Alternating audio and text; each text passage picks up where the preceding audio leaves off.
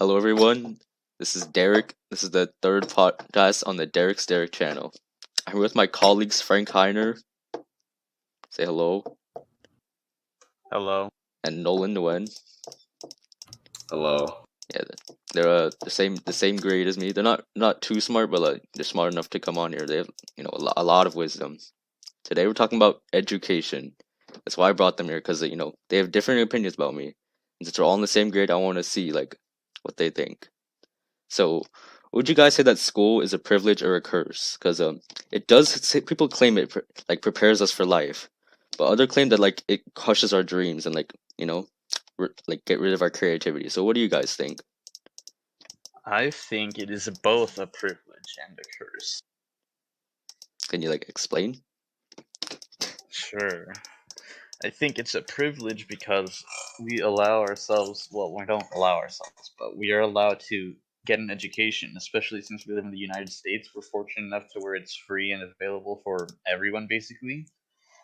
So it's nice that people can get educated and know basic stuff, like basic math, basic language and stuff, but once it gets to the higher levels, it becomes very specialized for certain subjects of matter that you would want to study in college, like math. Math is not a very general thing when you get to the higher levels.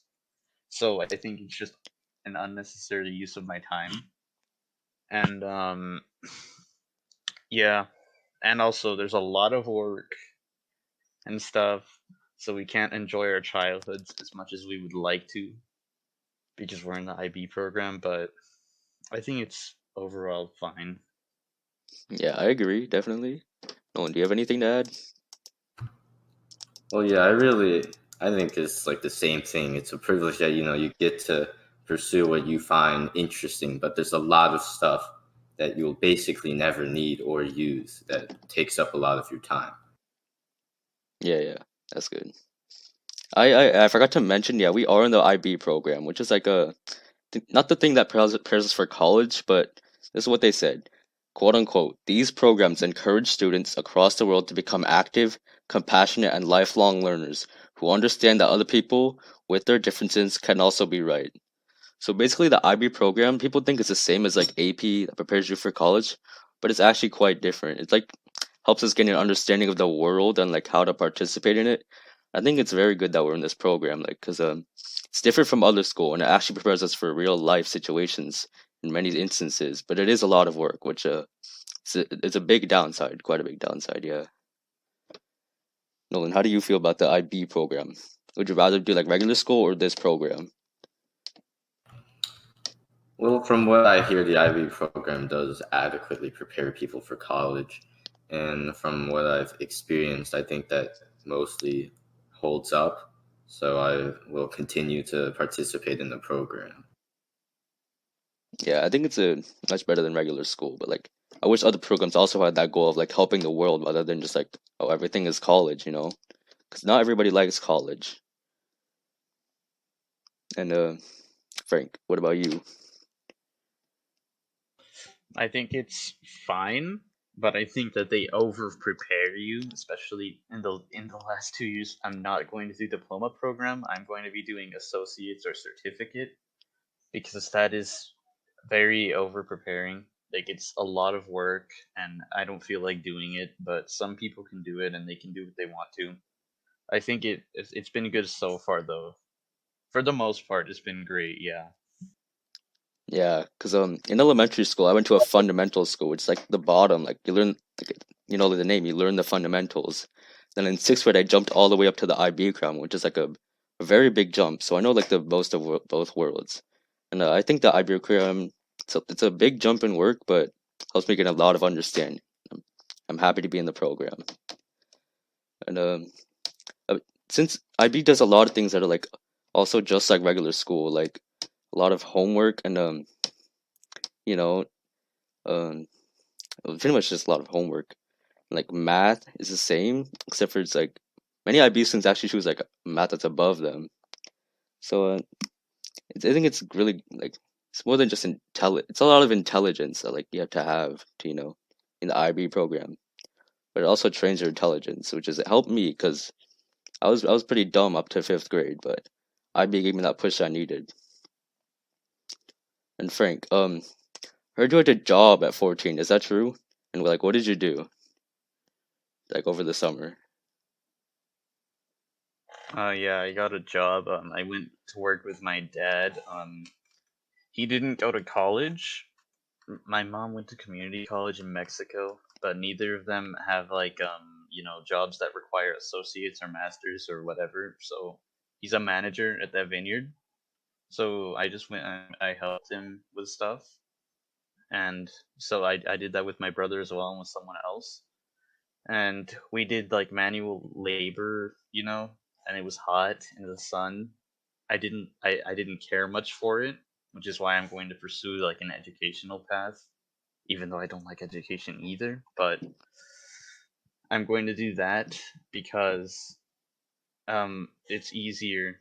It's easier, and you get paid more if you pursue an educational path than if you don't. So do you think like an education is easier than a job?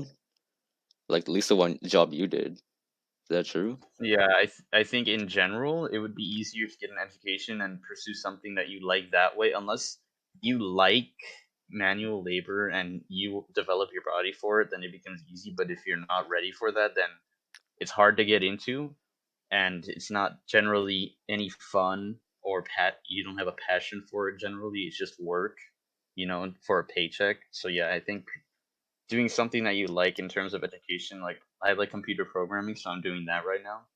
That's better. Yeah, again, that ties into the IB program because it helps you understand like do what you want to do in the world other than just like follow a dead end job like 9 to 5 that crushes your dreams. And what do you think we should gonna do after high school in terms of jobs? And just saying that, so my plan is to become a pilot because I want to like travel the world. But I don't know how fun that's gonna be because I do get to travel the world, but like I never get to have a home, bro. I don't know. Yeah. So it's Are you good and bad. you mean a commercial pilot or like a military pilot? Probably commercial because like I don't want to risk my life if I'm being Oh. honest.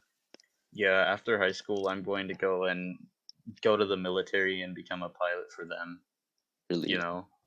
Yeah.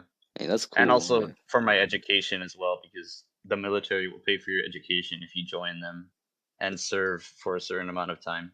they will. So that's another path that you can use to get to education other than scholarships and student loan. Uh-huh. Pretty easy path. Yeah. How do you think like people become like military veterans and like go homeless? Because that's like weird to me. It's like they should be like getting the most benefits. Then like you see a lot of people like from World War II that like homeless and like sad. Like how does that happen? Do you They know? become homeless because a lot of them get PTSD from fighting, like with the people that went to Vietnam. A lot of them, like whenever a loud sound, occurs, they like have a flashback to like when they were in the war and like bombs were exploding above them and stuff, and it shocks them and it changes them. Oh dang. Yeah, it's very sad to hear. Um, at school, I don't want to point out names, but we have reverse classrooms where like you do the homework in class and like you learn out of class. Um, that's also a thing that they do in other schools other than just IB. I wish IB would avoid that, but like they don't enforce like going against that, which is very bad. How do you guys feel about reverse classrooms? Because we talked about this in like sixth grade, I believe. So when I first heard the term and like that, you know, now I realize how present it is in the actual world. Nolan, how do you feel about reverse classrooms? Well, as long as the teacher provides the material for you to learn and doesn't just go like, okay, you just try to learn this by yourself and doesn't give you anything, I think that it should be fine as long as they actually show you how to do stuff in class, just tell you how this works and stuff like that. Yeah, because I feel like it defeats the point of school when you don't learn in a reverse classroom. It's very bad. Yeah, because of our distance learning situation. Oh yeah, Yeah, I preferred just in school learning, because we learned in school and then we went home and reviewed instead of like getting homework and learning outside of class. yeah. I want to talk about like the pros and cons of distance learning now that you brought that up. Because I think a pro is that the schedule. Because I said this earlier in another podcast. our schedule's 9 to 3 now, and I think that's great that we get like an extra 2 hours in the morning. Although you guys only get like one more hour because of band, but it's great for me because like, I can do a lot more stuff in the morning. I can like warm up for school. Plus, you don't have to drive to school, which is another plus. Like sitting in the car for like 30 minutes. And the con is like we learn a lot less because we're not in the teacher's classroom, and I'm really shy, so I don't never like turn on my camera or like talk in Zoom unless I'm like asked to because I don't want to like disobey orders. But I feel like I'm a lot less interactive in the class. How do you guys feel about like distance learning? I think the schedule is a plus, but I don't benefit from it as much. Actually, I do benefit a lot more because for zero period, I used to have to wake up at 5 in the morning, so now I wake up at 7, which is a big improvement. I still feel very bad when I wake up, but like Yeah, that's true. as for actual learning, zero. I don't really like distance learning. I'm not very good at it, and I'm not. Well, I mean, there's no adapting. I already know how to use technology completely and stuff, but there's not as much drive to do work when you're at home all day compared to going to class and being in the like quote unquote learning environment. Yeah, that's definitely That true. puts your brain in like a work mode. But being at home just like puts it in like oh, okay, let's just relax all day like that.